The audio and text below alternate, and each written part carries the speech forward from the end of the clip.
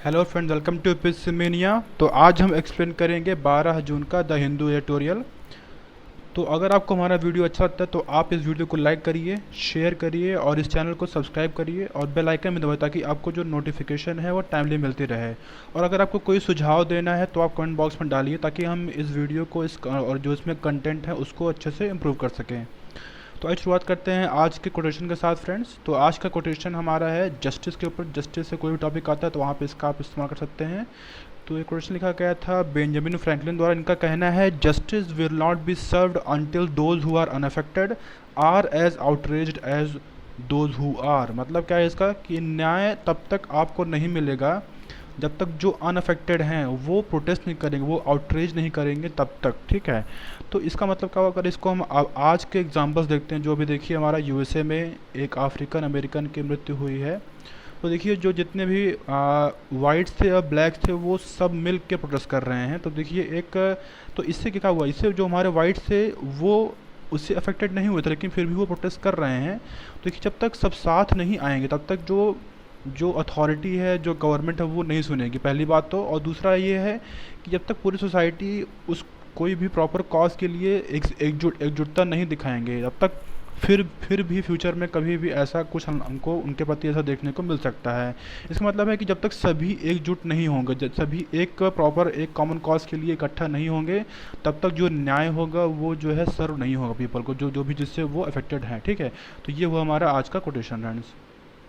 तो आइए शुरुआत करते हैं आज के एडिटोरियल साथ। तो आज एडिटोरियल हमारे पास बहुत ही इंपॉर्टेंट नहीं है, लेकिन जो कुछ हैं एक है तो उसको हम डिस्कस करेंगे अच्छे से।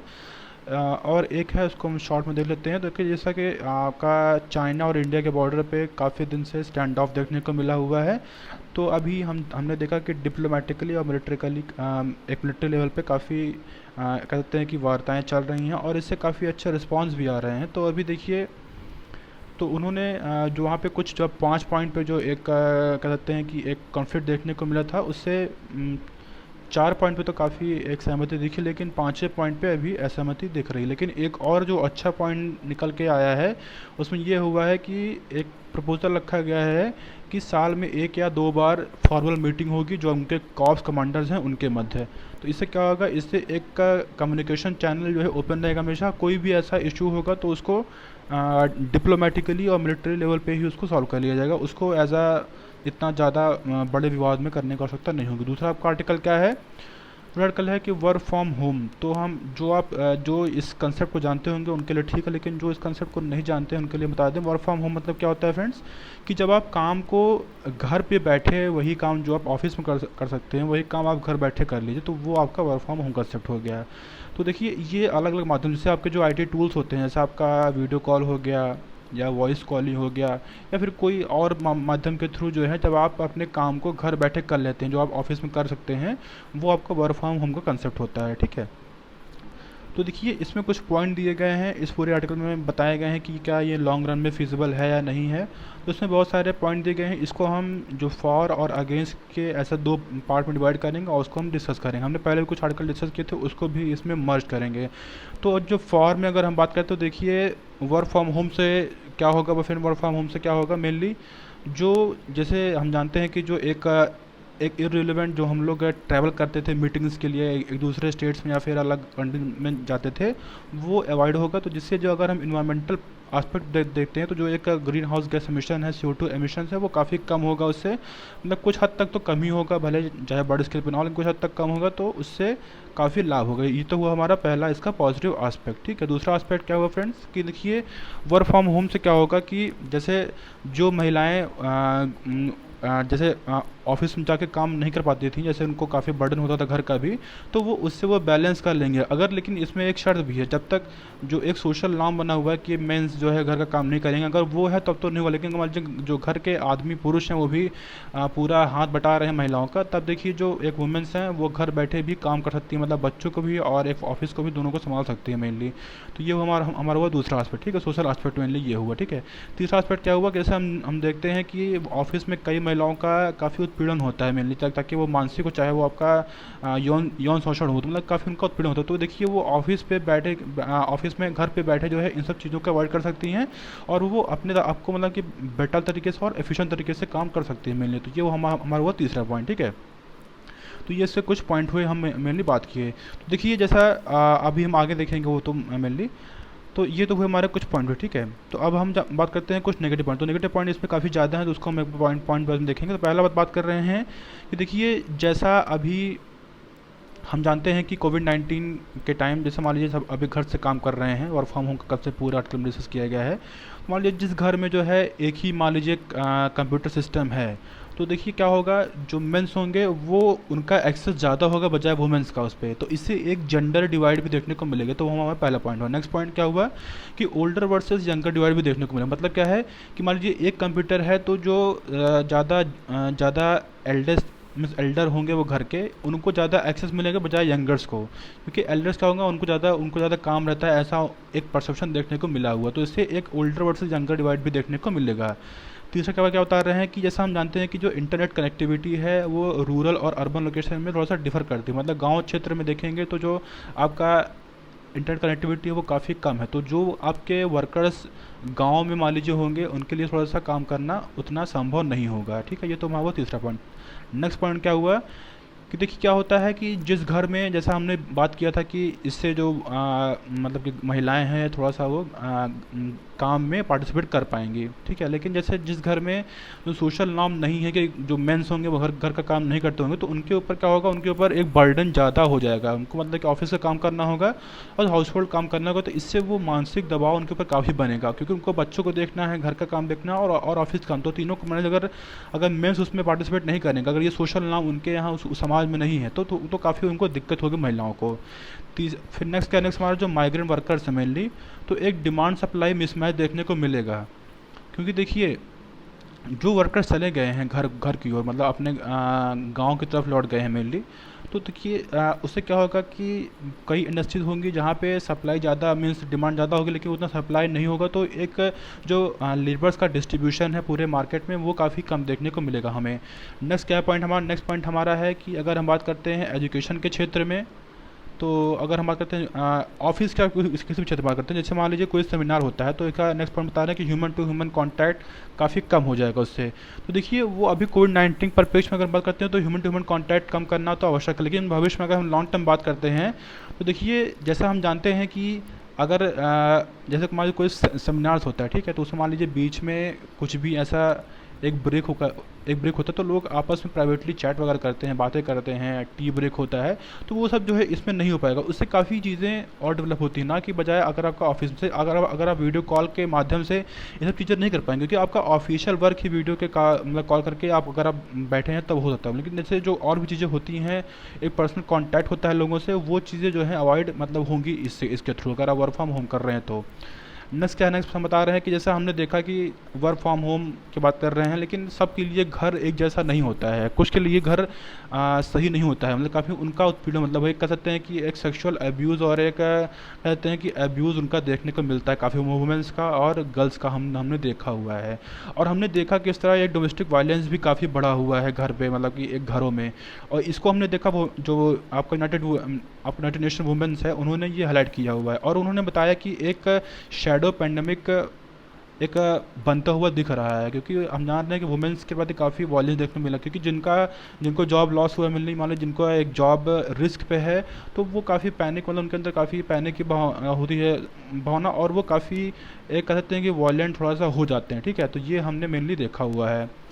और फिर नेक्स्ट बात कर रहे हैं कि एक क्लास डिवाइड भी देखने को मिलेगा, क्योंकि देखिए कुछ जो आपका कॉलेज होता है वो सिर्फ पढ़ाई के लिए नहीं होता, बल्कि आपको उसमें बहुत सारे ऐसे बैकग्राउंड से ऐसे क्षेत्र से लोग आते हैं, सोशो इकोनॉमिक बैकग्राउंड से, तो एक दूसरे का वो इंटरेक्शन मिलता है, एक दूसरे को कल्चर को जानने की कोशिश करते हैं। ऐसे मान लीजिए कोई भी आपका लो कास्ट के हैं और हाई कास्ट के हैं, वहाँ सब आते हैं कॉलेज में, तो ये क्लास डिवाइड भी देखने को मिल सकता है अगर लॉन्ग टर्म में ऐसा बना रहा जो ये बात कर रहे हैं इससे। अगर हम एजुकेशन के क्षेत्र में बात करते हैं, तो अगर मैं आपको एग्जाम्पल दूँ छोटा सा, तो देखिए एक हमारे मित्र हैं, वो काफ़ी कह सकते हैं कि काफ़ी पिछड़े गांव से आए थे, तो जब वो मुझसे मिले, वो काफ़ी साल बाद जब हमारा कॉलेज ख़त्म हो गया, तो वो उन्होंने बताया कि देखिए हम आपसे काफ़ी कुछ सीखे, क्योंकि हमारे क्षेत्र में ऐसा लोगों को, जैसे हम एक मैं उसके एक बार रूम पे गया था, तो मैं उसको कह सकते हैं कि कुछ चॉकलेट वगैरह और समोसा वगैरह और कुछ कुछ मतलब मिठाइयाँ हम ले गए थे उसके रूम पे।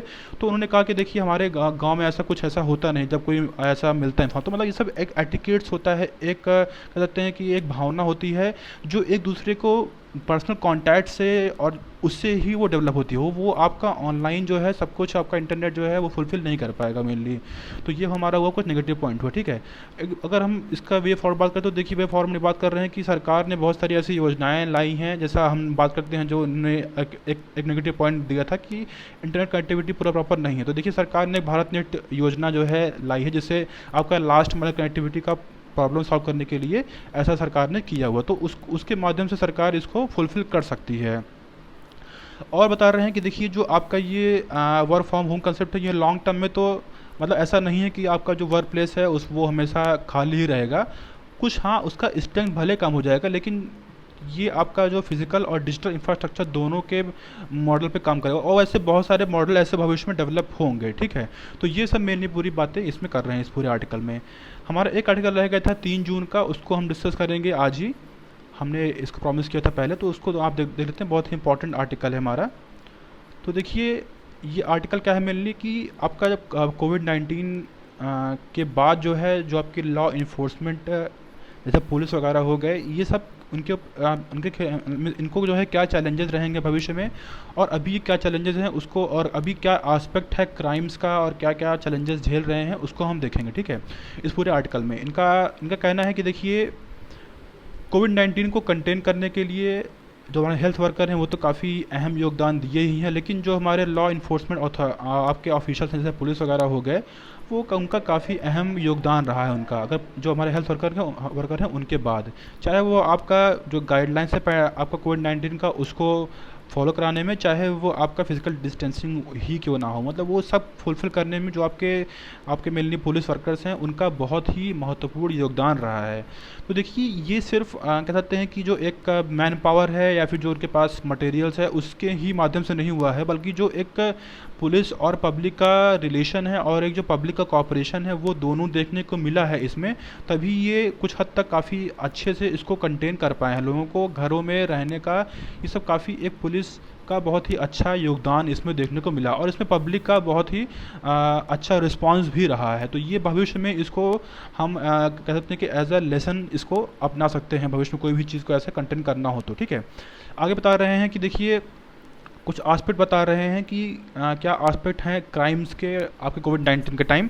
तो देखिए जो आपका कहते हैं कि जो आपका रोड एक्सीडेंट वगैरह हैं और जो काफ़ी मृत्युएं होती थी रोड एक्सीडेंट्स के माध्यम से, वो काफ़ी कम हुई हैं, क्योंकि हम जानते हैं कि लोग घरों में हैं, ट्रैफिक भी काफ़ी कम है, तो वो यूजुअल था, ये होना काफ़ी था।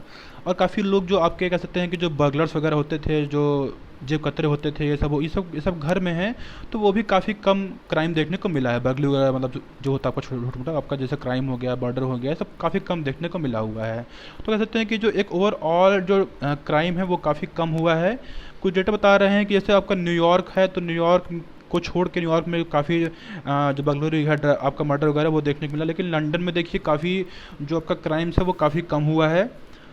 यूके में भी हमने देखा, बात किया, वो काफ़ी कम हुआ है। इंडिया में अगर हम बात करते हैं तो दिल्ली के अगर हम बात करते हैं उसमें, तो दिल्ली पुलिस में ये रिपोर्टेड हुआ कि 70% जो आपका हीनियस क्राइम जैसे मर्डर वगैरह रेप हो गया, वो पिछले साल की अपेक्षा काफ़ी कम हुआ है। चेन्नई में जो है हमने देखा कि 79% आपका क्राइम जो है इसी आपका 25 मार्च से 15 अप्रैल का जो पीरियड था, इसमें आपका यही पीरियड जब पिछले साल हुआ था तो काफ़ी कम हुआ था, मतलब कि अगर हम ये देखते हैं तो, ठीक है।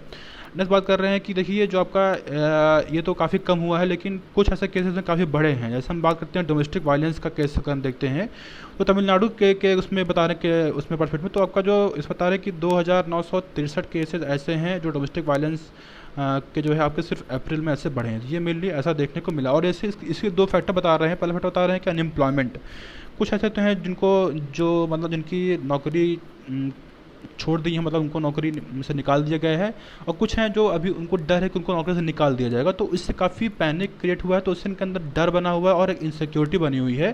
तो इससे क्या होता है, इससे काफ़ी वो टेंशन में रहते हैं, और इससे जो उनका डोमेस्टिक वायलेंस का केसेस है वो काफ़ी बढ़ जाते हैं। तो इससे क्या होगा, जो विक्टिम्स कौन होगा, जो वुमेन्स होंगी, जो सबसे असहाय होंगी, गर्ल्स होंगी, वो ज़्यादा होंगे इससे।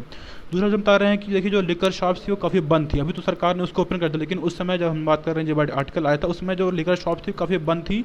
तो इससे भी लोगों के अंदर एक पैनिक, जो डेली इंटेक करते हैं लिकर्स को, उनके अंदर भी एक पैनिक और कह सकते हैं कि काफ़ी वो बहुत है, तो उससे भी काफ़ी वॉयलेंस देखने को मिलता है। इससे क्या हुआ, इससे जो हमारे हेल्थ वर्कर्स हैं और जो पुलिस हैं वो काफ़ी वो इन सब में बिजी थे। तो इस सब आपका जो ये काफ़ी जो वुमेन्स थी वो काफ़ी उसमें वायलेंस देखने को मिला इस समय। और ये हमारा जो यूनाइटेड नेशन वुमेन्स है उन्होंने भी ये हाईलाइट किया हुआ कि एक शैडो पैंडेमिक देखने को एक पनपता हुआ दिख रहा है। जो आपका जो डोमेस्टिक वायलेंस है ये इसकी बात कर रहे थे मेनली।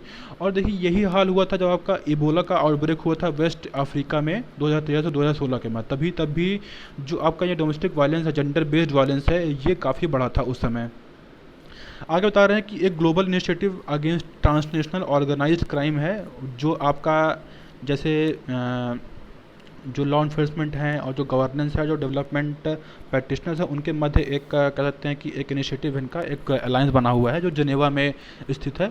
उनका कहना है कि जो आपका पेंडेमिक है ये अपॉर्चुनिटी भी प्रोवाइड करता है और एक थ्रेट भी प्रोवाइड करता है जो आपका ऑर्गेनाइज क्राइम होता है मेनली। अगर हम इसमें एग्जांपल दे रहे हैं, जो आपका ड्रग डीलिंग होता है उसमें क्या हुआ, जैसे हम जानते हैं बॉर्डर अभी सारे बंद पड़े हुए हैं, तो जो एक कहते हैं कि जो उनके ड्रग का ड्रग ट्रैफिकिंग होती थी वो काफ़ी हद तक कम हुई है। लेकिन देखिए जैसे हम जान रहे हैं कि कुछ ऐसे मेडिसिन हैं, जैसे आपका हाइड्रोक्सीक्लोरोक्विन हो गया, आपका रेमडेसिविर हो गया, लोपिनाविर हो गया, ये सब आपका अभी हेल्थ प्रैक्टिशनर के प्रेस्क्रिप्शन से पे ही जो है मिल रहा है। तो जो आपके ड्रग ट्रैफिकर्स वगैरह होते हैं ये अभी क्या कर रहे हैं, इसको अलग अलग चैनल के माध्यम से जो मार्केट में अवेलेबल नहीं है उसको प्रोवाइड करा रहे हैं, जैसे उसको हाई रेट पे। तो ये भी क्राइम देखने को मिल रहा है। नेक्स्ट बता रहे हैं कि देखिए आगे बता रहे हैं कि जैसा एक क्राइम और देखने को मिल रहा है कि जैसे बहुत सारे लार्ज स्केल पे आपके जो इनफेक्टिव मास्क वगैरह और जो आपका सैनिटाइज़र है, हैंड सैनिटाइज़र है, वो भी काफ़ी बिक रहा है। तो वो ये भी जो है अभी देखने को मिला है मेनली। आगे बता रहे हैं कि जैसा हम जान रहे हैं कि जो प्रिजनर्स हैं उनका भी काफ़ी उसमें भी काफ़ी इश्यूज़, मतलब वहाँ पे वायरस का आउटब्रेक ना हो, इसको भी इंश्योर करना है पुलिस, जो हमारे लॉ इन्फोर्समेंट अथॉरिटी, उनको भी ये करना है। तो जो हमारे ह्यूमन राइट कमीशन के हैं वो कह रहे हैं कि जो ऑफेंडर्स हैं मेनली उनको निकाल दिया जाए, उनको जो प्रिजन है उसको खाली कर दिया जाए। तो ये देखिए जो क्रिमिनल जस्टिस है वो उनके क्या कह सकते हैं कि उनका मजाक बनेगा कि भाई देखिए उनको पकड़े हैं और उनको निकाल देंगे तो जो समाज में जाएंगे तो वो एक बुरा प्रभाव, एक बुरा इमेज होगा जो पुलिस आपके ऑफिसर्स हैं उनके प्रति। इसलिए सुप्रीम कोर्ट ने एक गाइडलाइन जारी किया था। तो उन्होंने कहा था कि जितने भी आपके यूनियन टेरिटरीज़ हैं, स्टेट्स हैं, वो पूरा एक कमेटी बनाएं जिससे जो आपके कन्विक्ट्स हैं जो 7 साल से ज़्यादा 7 साल तक मतलब जो जेल में अपना टर्म काट चुके हैं उनको पैरोल बेसिस पे उनको निकाला जाए, उनको बाहर जो है रखा जाए, बाहर निकाल दिया, क्योंकि ताकि जो एक कंजेशन हुआ है प्रिजन्स में, जैसे हम जानते हैं प्रिजन्स में काफ़ी कंजेशन भी है, जो वहाँ पे हैं प्रिजनर्स, तो उनको निकालना इस बेसिस पे किया जाए। ये सुप्रीम कोर्ट की गाइडलाइन इसमें जारी किया गया था। तो ये तो हमारा आर्टिकल इसमें जो है बात कर रहे हैं, ठीक है। फिर बात कर रहे हैं कि देखिए कुछ क्राइम्स ऐसे, कुछ नए नए क्राइम्स बाहर निकल कर आए, जैसे हम जानते हैं कि साइबर क्राइम वगैरह काफ़ी हुआ है इसमें। जैसा हमने देखा कि जब PM केयर्स फंड आया था तो उस समय ऐसे बहुत सारे ऐसे पैरेलल साइट्स बन गए थे जिससे आपका जो ये डोनेशन वगैरह था उसका बना था। तो इससे क्या बोलते हैं, इससे काफ़ी जो है आपका साइबर क्राइम भी देखने को मिला था। ये एक नया क्राइम, एक नया तरीके का क्राइम जो है देखने को मिला था फ्रेंड मेनली। तो देखिए भविष्य में कंक्लूड करते हैं इस पूरे आर्टिकल को। तो इनका कहना है कि देखिए भविष्य में बहुत सारे ऐसे क्राइम आएंगे जिसमें जो लॉ इन्फोर्समेंट ऑफिसर्स हैं उनको लड़ने की आवश्यकता है, उनको एक नए चैलेंज भी आएंगे, तो जो लॉ एंड ऑर्डर है उसको मेंटेन करने की आवश्यकता होगी। तो आज के लिए फ्रेंड्स इतना ही है। Thank you.